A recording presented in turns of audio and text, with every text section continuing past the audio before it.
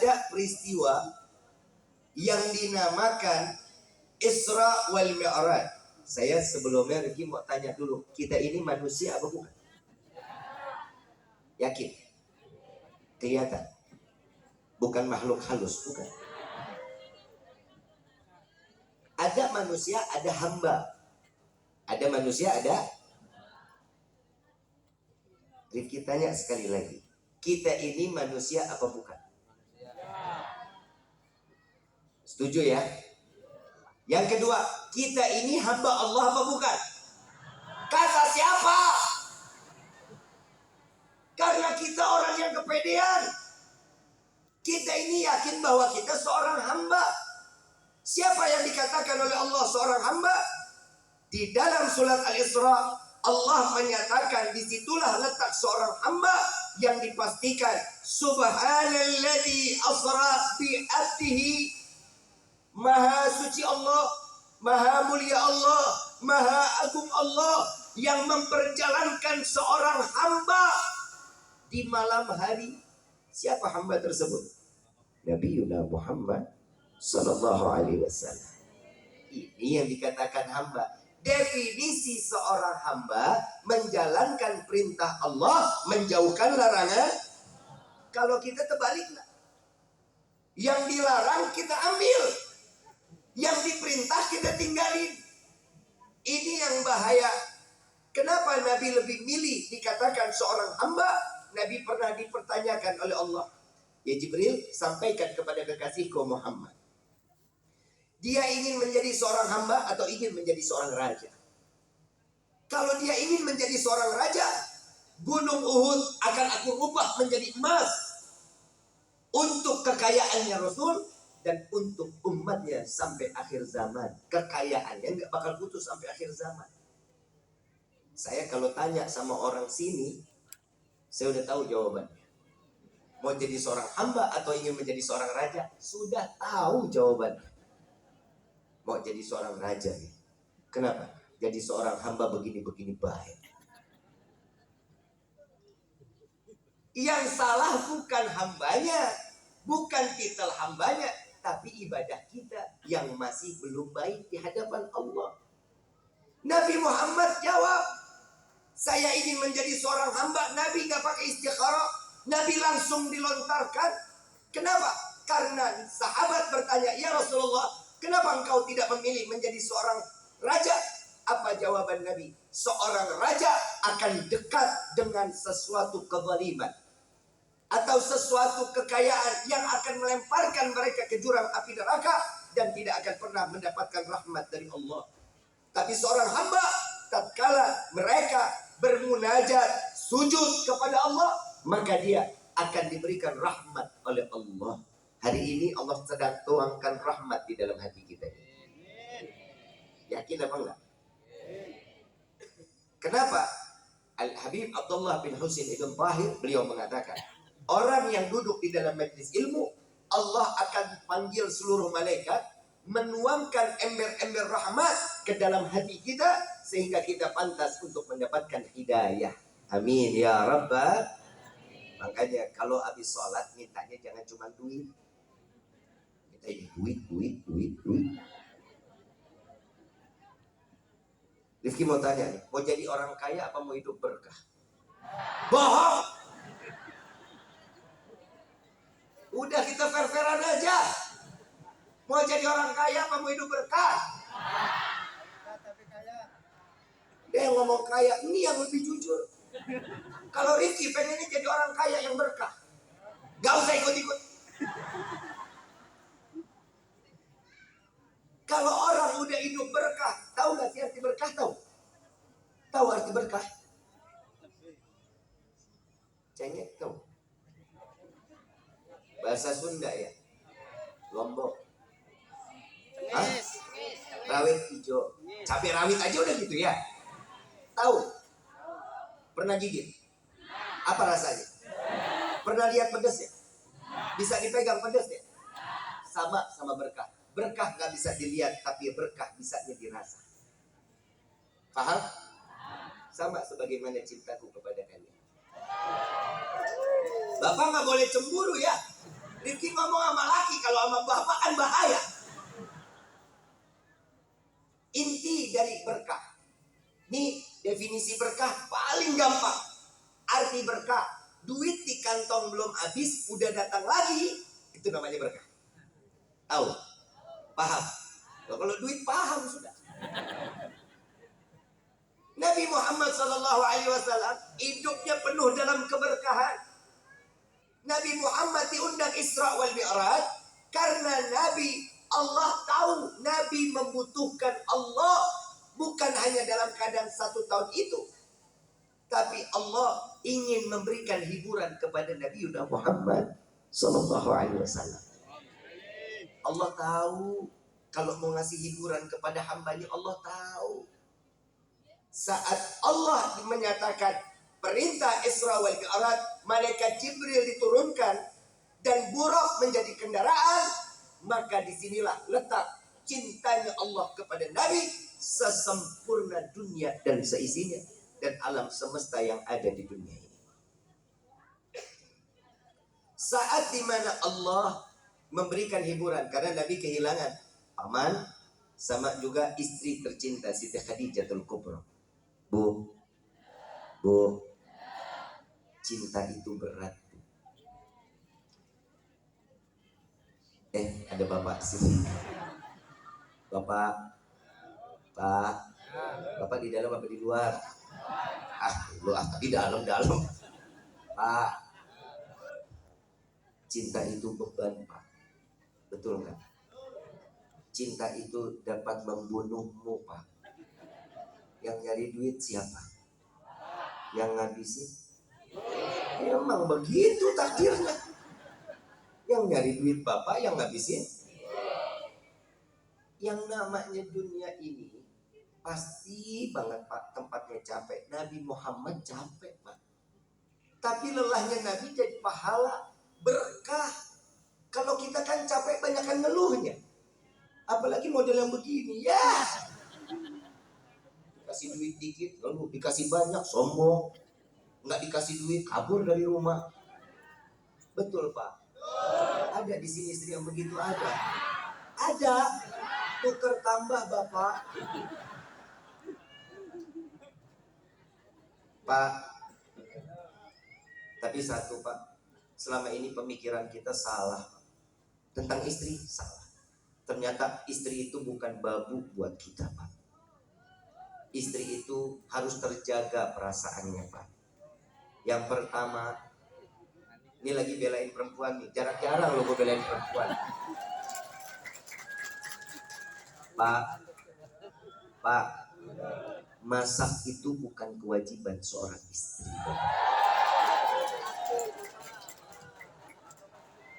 Nyuci ngepel bukan kewajiban istri, Pak.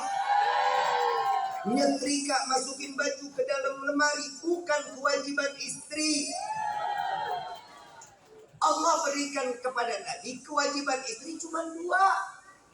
Wajib taat kepada Allah dan wajib taat kepada suami. Jadi kalau ibu disuruh masak sama suami, masak. Kalau disuruh nyuci, nyuci.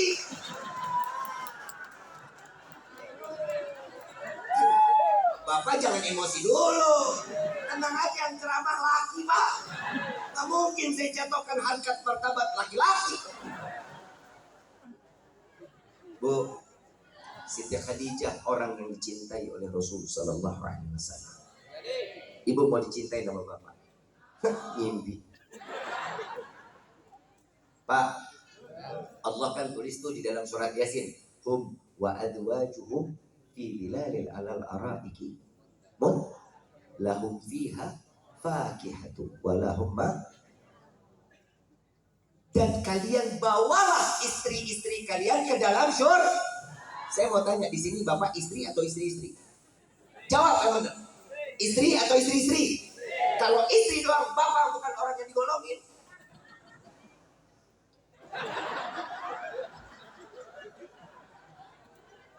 Tapi jangan ya, Pak, ya. Jangan, siap. Ibu ngurusin rumah tangga capek nggak, Bu? Ngurusin anak capek nggak, Bu? Ngurusin suami capek nggak? Makanya Allah kasih keringan untuk laki-laki. Nikah 2, 3, 4 diperbolehkan biar ibu nggak capek. Tenang, gue masalah begini paling pintar gue. Tapi jujur, kita laki-laki semua punya keberanian. Buat nikah lagi berani, tapi istri lebih berani. Ibu bapak yang dirahmati oleh Allah, Siti Khadijah orang yang dicintai oleh Nabi Muhammad Sallallahu Alaihi Wasallam.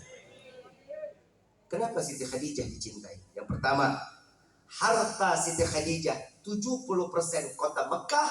Mekah itu tanahnya 70% punya Siti Khadijah. Pak, Siti Khadijah punya tanah 70% Mekah punya Siti Khadijah.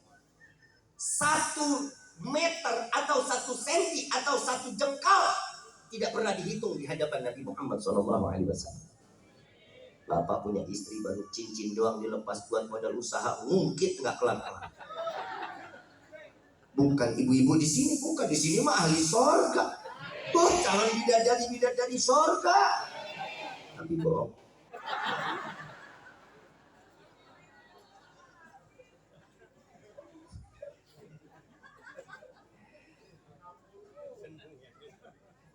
Enak nggak di PHP-in? Makanya setiap wanita jangan pernah memberikan harapan-harapan palsu kepada laki-laki. Cok. Maaf, nih Pak, saya boleh bahas acara Hol Isra Mi'raj? Ntar dulu dah nih kalau masalah begini nih. Boleh dilurusin nggak nih? Boleh dilurusin, boleh Pak. Maaf. Banyak orang gila di luar sana, banyak. Banyak nggak? Laki apa perempuan? Korban PHP seorang wanita. Yang apa? Pinjol. Emang di sini ada yang main slot emang? Ada. Ya Allah Pak, hari gini lu masih pada main judi. Maaf Pak, judi nggak bakal bikin kaya. Bapak sampai budak jungkir balik, tulang ke belakang, pala ke bawah, bakal kaya. Orang bakal kaya kalau dia rajin sholat duha. Bukan amin, jalanin. Amin mulu. Jalanin, mana ada orang amin sholat duha ya? Amin. Kali sholat cuma amin doang. Duh, mana ada anak buah lagi. Jangan laporan ya. Ibu bapak yang dirahmati oleh Allah, ini mesti dilurusin. Perempuan itu Pak, Allah berikan perasaan 99, betul apa enggak? Laki-laki punya akal 90. Makanya perempuan itu paling gampang membagi perasaan kepada orang lain. Enggak? Maaf, ibu cinta sama anak, cinta sama harta, cinta sama suami, cinta sama keadaan. Itu cintanya bisa dibagi namanya. Kita gocak kek lu. Allah kasih kemuliaan kita Pak, perasaan cuma satu buat laki-laki. Makanya laki-laki kalau udah cinta satu perempuan tidak akan pernah pindah ke lain hati.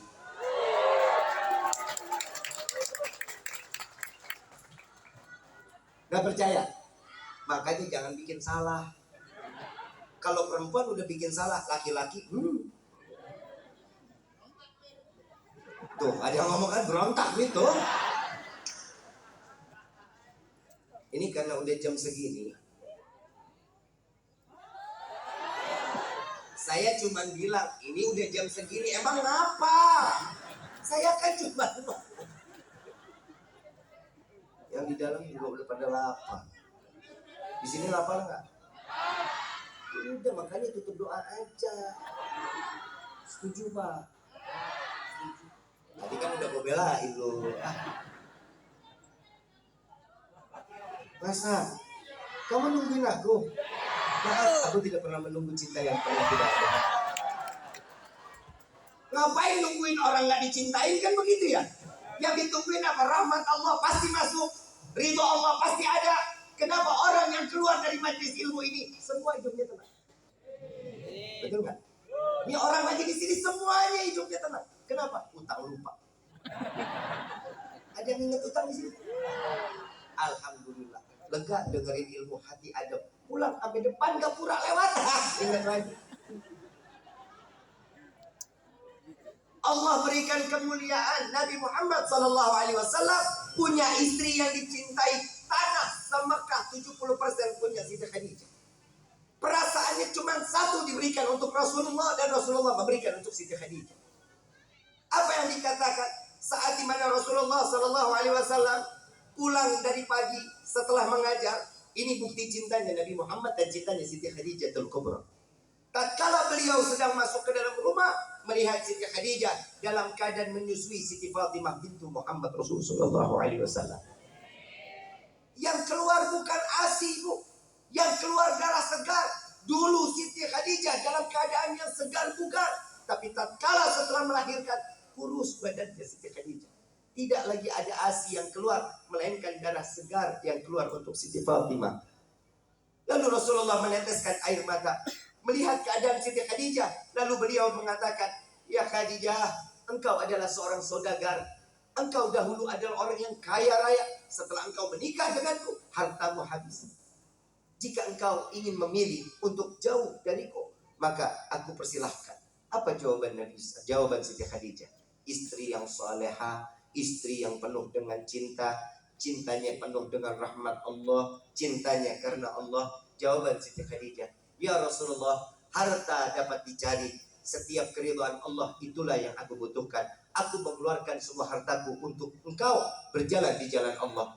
Ya Rasulullah, jika aku Khadijah mati lebih dulu, dan saat dimana aku setelah tiada, engkau harus melintasi lautan, sedangkan engkau tidak memiliki rakit, maka bongkar kuburanku, ambil tulang belulangku, jadikan ikatlah akan menjadi rakit, sehingga engkau dapat melintasi lautan untuk menjalankan dakwah di jalan Allah." Ini Siti Khadijah berbeda. Baru cincin 2 gram dikit, bapak lagi naik susah ketemu keluarga. Pak, ingat ya, kamu tuh gara-gara cincin yang saya jual, kamu bisa punya usaha. Kalau kagak, mana kamu bisa seperti ini? Gugur pahala. Sekalipun seorang istri sholat 1000 rakaat setiap malam, jidat ada pindah ke belakang. Saat ungkitan yang diberikan kepada suami terungkit, apalagi ada di dalam hati, gugur pahala. Ya rasa jahat sih. Jahat ya Pak? Bapak suka begitu, suka ngilangin kebayaan orang, dosa lo Pak lo. Ingat Pak, Bapak bilang jahat, ternyata dia yang mengeluarkan anak-anak kita loh Pak.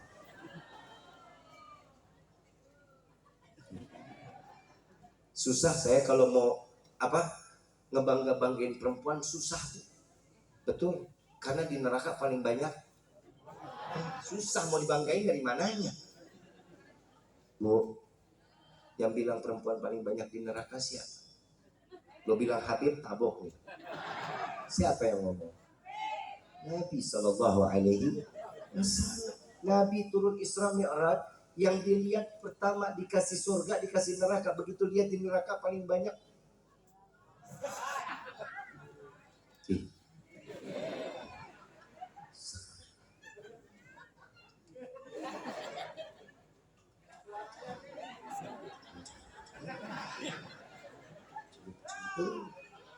Kayak tongji dicelup-celup ini ngeri. Ya Pak ya, lihat laki-laki di sini tuh, lihat ini calon-calon surga, ini orang-orang soleh. Habib kok begitu? Lihat aja, ini muka-muka teraniaya, teraniaya sama istri ya Pak ya. Mudah-mudahan rumah tangga Allah langgengin ya, Allah jadikan pasangan sampai ke dalam surga. Ibu maaf, tanya dulu sama bapak. Nah, ibu mau masuk surga, bapak mau? Bapak belum tentu, nggak ada di dunia aja nyusahin, gimana di akhirat? Ya Pak ya, ya Pak ya. Allahumma, ada yang bilang iya kan? Ibu bapak yang dirahmati oleh Allah, perjalanan Isra wal Mi'raj Nabi Muhammad SAW ada hikmah di dalam yang sangat luar biasa. Tahun kesedihan Nabi, hilangnya seorang istri yang dicintai dan paman yang selalu membela.